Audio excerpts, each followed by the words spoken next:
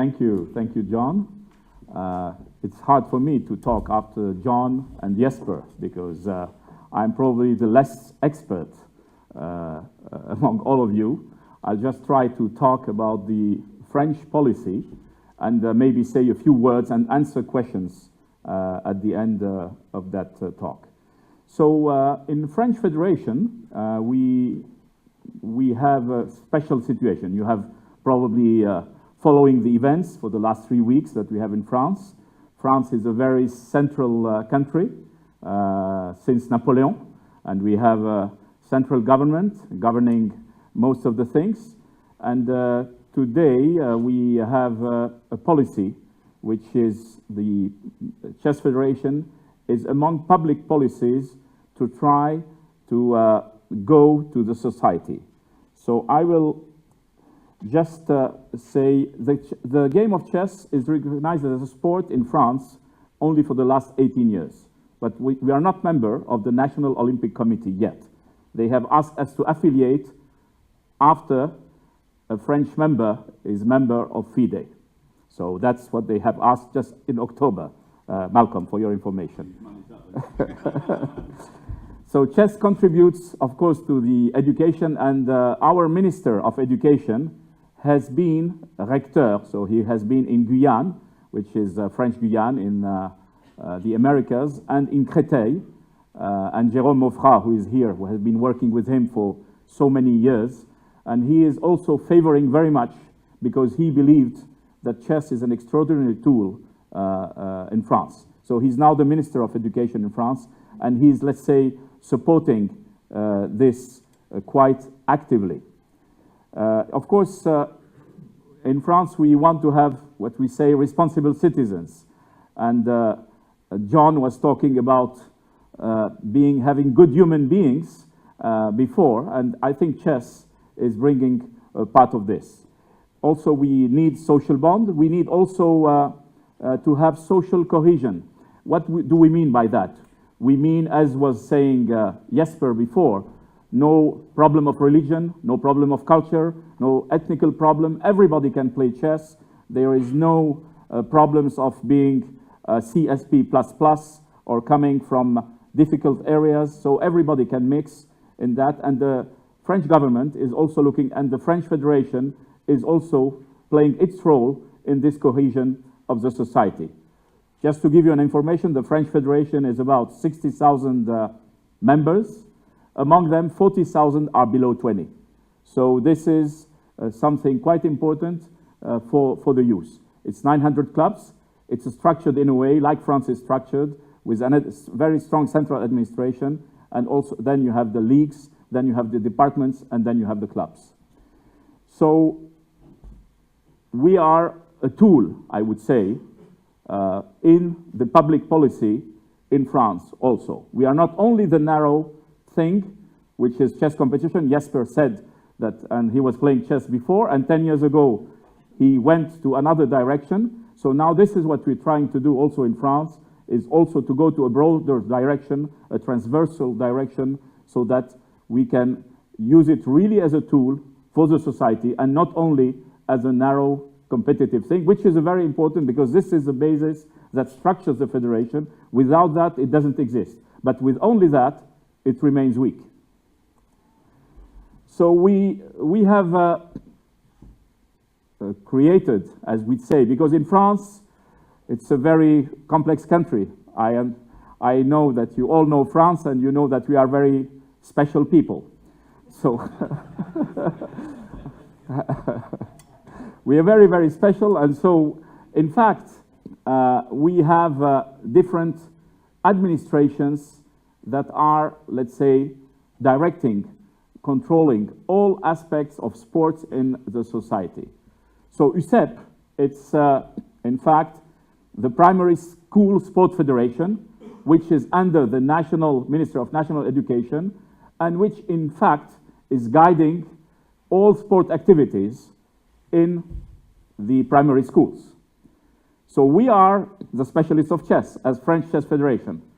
So we have signed with USEP an agreement because, as you see, they have a network with a lot of kids who are there, a lot of adults that are licensees, and it's important to go there. On the other hand, we are recognized as sport, but we are not, in France we say, fédération délégataire. And fédération délégataire means the government is paying for the employees to contribute to that development. So we have to find our own resources as a French federation, but at the same time, we have to develop the signatures, the partnerships with USEP, which is, of course, very important for us to be recognized and to grow up within the primary schools. Otherwise, the teachers would not go. Jesper said 1,200 schools, 7,000 teachers. In France, we are not yet reaching that kind of things because it's very partial. And it's, I don't know if you are talking only about primary school or in general, but this is, USEP is only about a primary school. So we have the secondary school. So everything is segmented in France. It's called UNSS, Union Nationale du Sport Scolaire, so to say it. And as you can see, they have 1,150,000 members.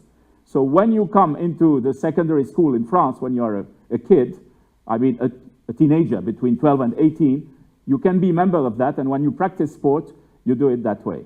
So now also the French Federation has signed with UNSS an agreement so that we can collaborate, we can train arbiters, we can help also their teachers, and UNSS in fact is represented by 30,000 physical education sport monitors. So it's not easy for them who are only on physical sports to go and to understand chess, which is a sport as well, but some are questioning what kind of sport are you.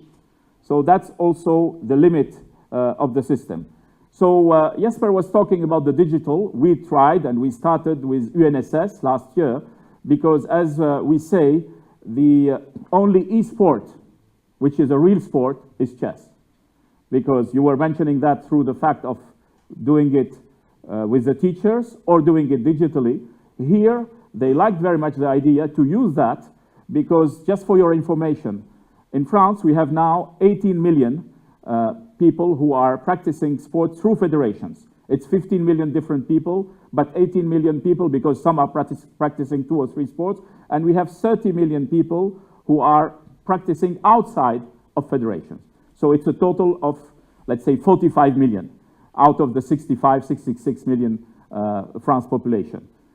And in fact, I had a discussion, and they are very scared that this drops down for the 2024 games to 10 million only people, for many reasons. Reasons that the money is not there anymore, the growth of the economy is not there anymore, there are many things that are happening, and also the e-game is increasing in popularity, and so people have the tendency, and the young generation, to play other sports. So bringing chess into the picture is something that can unite, in fact, strengthen the sport movement, because they need badly to have people, and also we are the only sport that is an e-sport and also a presential sport that can take place. So it means we can minimize costs at the beginning, and we can have, anyway, big gathering with thousands of people at the end if we decide to do so. So this is, again, as Jesper was saying, a strength that we have in the world of chess and we could use. So we did something with UNSS last year, and we had about, this year we will have more students who played, in fact, it's digital games through different secondary schools. We have also a very fantastic network, which is called AEFE, Agence de l'Enseignement du Français à l'étranger, which is the schools that are outside France that are teaching also in French. And we have 137 countries on 5 continents. Here we have 5 continents, we have 25 countries. We have 492 schools and 350,000 students.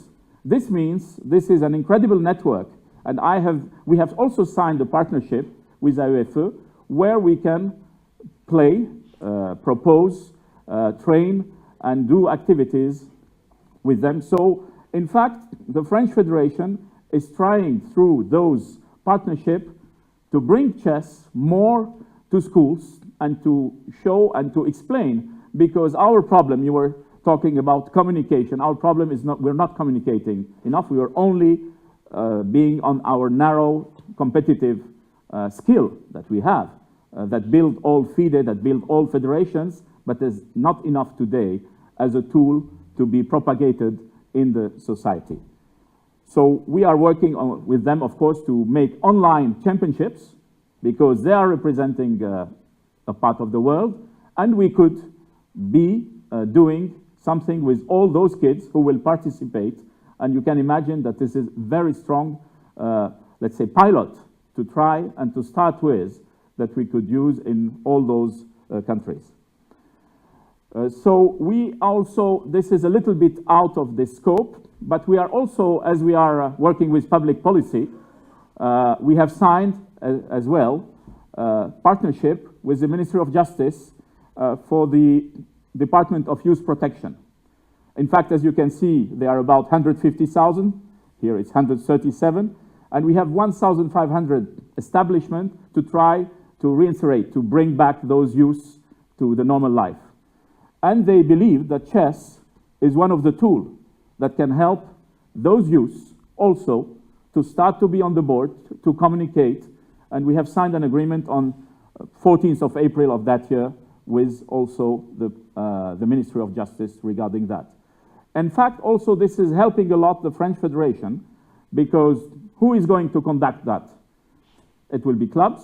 We have 900 clubs, so it means we have a network on the territory, French territory, and the Ministry of Justice is going to pay for the hours and going to pay even for the subscription of those youngsters who would be part of the French Federation to play the competitions. So this is a real public policy. Again, chess is a tool. It's not done to play chess competition. The government is ready to spend money if you're helping the society to live better and to be in a better condition. So this is one of the things also we have been for that year, and we are continuing with the other department. So, merci beaucoup. Thank you very much. This is regarding France. Now, as I say, I'm not an expert, and so sorry not to be at the level of all the participants here, but I would like just to remind one thing. I mean, we're talking about educating chess. I understand that you have 7,000 teachers, Jesper. The problem that we are facing in chess, it's one of the 5 fields where kids can be better than adults without strength and without experience. Because there is music, computing science, mathematics, languages, and chess. And then the problem you will face is the ego of the teachers. Are they going to accept that they will have some questions that they will not be able to answer to, because some little kids will ask them and will put their authority at stake? This is one of the problems, I believe, that we have not maybe raised enough up to now to explain why it's difficult, in fact. Because I can see, I was in a colloque of the army last week in France, and I spoke with one guy who is a general, and he said, my kid defeated me. I said, are you still playing? He said, no, I want still to have my authority at home. So you can see that it's an incredible thing. And I know that when we want to organize even competitions with some bright politicians that we have in France, they are afraid to lose to the others, because then chess is showing a fact that if you lose, then it would mean that you are maybe not as smart as the others, which of course is not the truth. But this is also the image that is sent through chess. So that's something that we have maybe to communicate on, and we have to work on to tell the people and the teachers also that this is not so bad. You can lose a game of chess, you can be asked questions that you won't be able to answer to, but this is a fantastic tool that you're giving to the kids. Now regarding FIDE, we have just been there for the last 2 months. And as Jesper said, they had today a Skype talk with Simbat El-Putian, who is now the chairman of the commission, and who has had really this mandatory program. I have visited Armenia in March 2013, and I have seen what they have done. It's just fantastic. On the other hand, the educational system are not the same everywhere. What I showed you for France is very singular. I'm not sure it can be applied in other countries, but it shows something that if you go to institutions, to governments, to strong actors in the society, you might have leverage to increase the thing. Again, when you talk about Armenia, the president of Armenia, Mr. Sarkisyan, was the president of the federation, and so when you have the political leverage, you can take decisions and put it mandatory. We have to have also this in mind. When you have countries of small size, like Norway with Carlsen, and you have now a Carlsen mania because he's a world champion, and this is something you can apply on a small territory with a small population. Aronian is an idol in Armenia. Carlsen is an idol in Norway somehow. Topalov was an idol in Bulgaria, and so you could have a Topalov mania. But when you come to countries like England, like France, like Germany, it's more difficult because you have many champions everywhere, and then to implement things, it becomes more difficult. The second thing is we have austerity in the budgets everywhere. So in the public policies, I can tell you what we're doing. We're doing it by trying to find the monies everywhere. But it's very difficult because the budget of the French Federation is a very small budget. In FIDE, it's the same. FIDE is a representative of those 189 federations. And there is a diversity also of systems, diversity of cultures. You have to accept all cultures, and not everything, but of course the share of all your experiences is very important for FIDE. And what have done ECU is just extraordinary up to now. And I think we should work, and I would say send a message, cooperate very, very much with ECU in order to improve. And during the campaign, we have expressed the fact that we cannot remain on the narrow competition. We have also to go transversally. And education, but let's find a way together. Thank you very much. Yeah. So, first question from Jerome O'Connor from France. So, yes. Yes. Good morning, Bachar. It's a question from a French to a French. First of all, I would like to thank you because, you know, I've been working for the French Federation for years, and this question that you raised today of using chess as a tool and not stay on the narrow competitive side is very important for me because this is an idea that I have tried to develop, but it takes time to make people realize how far it can reach. So the question will be more precise and maybe more technique. It's about training, because if we want teachers to develop chess in schools, and you've raised a very important question about their ego. I am a teacher and I know what it means. We want to have the control on what we teach. And the question is, are we going to work in the French Federation on specific training material and resources for teachers? Well, this is a question that we could ask in France, but I will answer it here, no problems. I must say, we are now just trying to really work with partnerships, because we have to make the French Federation go out of its isolation. Now, of course, on the specific material, it will be needed. There is a school commission. I have contacts with the Ministry of Education, but as you know, the budgets are not there. I mentioned that just before. So you need to make a better communication, to find the leverages, to find the companies. And also it is a very sensitive matter in France, because when you talk a private company coming to national education, then it's veto, no. Because there is always a scary thing that the private who enters the national education, what are his intentions?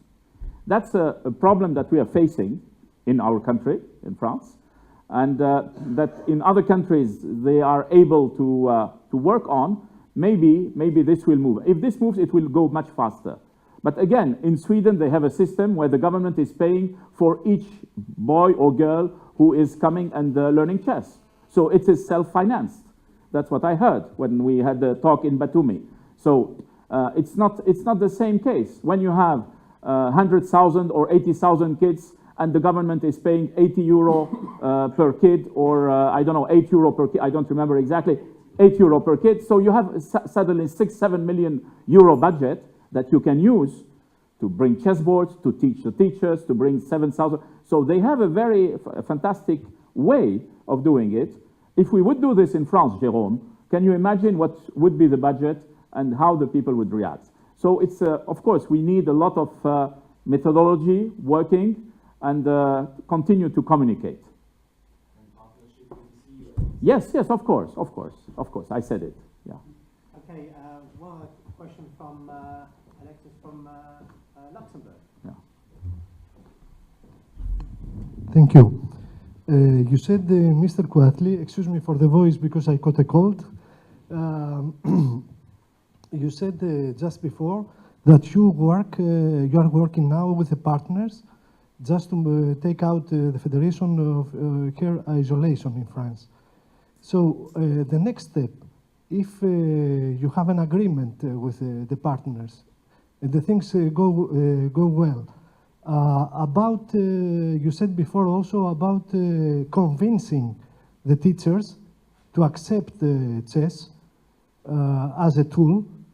So what do you think after we have the chess players, the chess commissions in Europe, they have to train more teachers, more educators, and to give the initiative to the educators to teach chess? That's my question. Thank you. Well, I didn't mention one thing when I was talking. It's that we are, in fact, too much focused on chess competition in FIDE and in national federations. And the DNA of those people is chess competition. So to go and to talk to the teachers, they are immediately scared because they say, you want only to have chess players in your federation? This is your aim? If you come with that, and if you scare the teachers, then they will just refuse. That's why we need to have more new blood of people who are outside the world of chess. For instance, in France, we have a lady who is now chairing the school commission. She's from outside, but she has been able to help us a lot in the French Federation because I have not been doing the partnerships. She has been working on that. I'm just signing, that's all. But she is from outside of the world of chess. And she is able to convince because she brings the real themes that the partners are convinced about. If you bring the chess players, because as John was saying, if you are too much polarized, then you become dry in other subjects. So if you are only in chess, you might not know the other subjects. That's why it's important to have a general education, much broader than only chess. And maybe this is one of the problems that we have in the world of chess and in federations, that we don't have enough people who are coming from outside the world of chess because we are generally rejecting the people. Why also? We had this in France. I'll just give an example. The French Federation was constituted mainly by teachers. And thanks to them, because they brought the Chess Federation where it is. In fact, they had free time in summer. They were teachers of mathematics or others. The former president of French Federation, Mr. Loubatier, was a mathematics teacher. And so they brought the federation, but they were competitors. So they brought it through a structure which was competitors. And so they did not go. And even, in fact, also you have the other problem when you are there, it's to keep the power. This is another problem in all federations. I'm talking bluntly about those things. I have no problems. Because if you are able to bring other people that put you out, it means you succeeded. because you're bringing fresh blood and fresh ideas. So that's also another problem that we had in the French Federation, is we had the teachers who built the structure, but then they kept on this structure and they didn't really go on other paths because they did not know, they did not believe, they did not like, they believed that this was evil, whatever. And so we had other people who came, who brought also other ideas. And so it's important, of course, to bring as many people as you can from the outside world who like chess, who believe that chess is a really extraordinary tool, and they will help us to develop much quicker than if we remain only together. Right, thank you very much. Yeah, okay. Thank you. Thank you very much.